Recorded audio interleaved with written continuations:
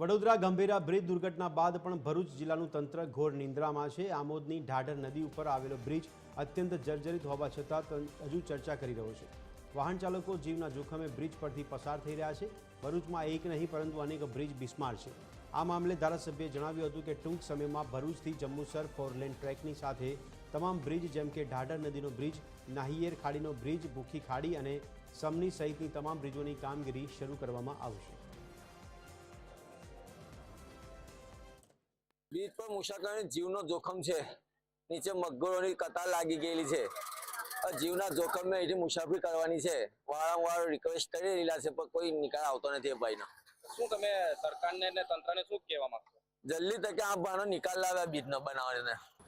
હું આશ્વાસન આપું છું કે ટૂંક સમયની અંદર આ 4 માર્ગીય જે નેશનલ હાઈવે રોડ છે એ સરકારમાં અત્યારે મંજૂરીના પ્રત્યે અત્યારે એ ચાલી રહ્યું છે। સરકારમાં એ ફાઇલ ચાલી રહી છે ત્યારે ટૂંક સમયમાં આ 4 માર્ગીય રોડને મંજૂરી મળવાની છે અને એ કામ ચોમાસા પછી શરૂ થવાનું છે।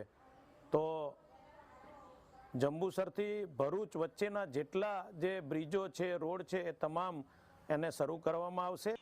મોજપુર ગંભીરા બ્રિજ દુર્ઘટના જે ઘટી છે એ દુર્ભાગ્યપૂર્ણ કહેવાય અને હાલમાં પણ જે પ્રમાણે ભરૂચની અંદર પણ એક એવા જર્જરિત બ્રિજની વાત કરીશું કે જે ઢાઢર નદી ઉપર બનેલું છે આમોદની અંદર અને એ પણ જર્જરિત અને બિલકુલ બિસ્માર હાલતમાં છે।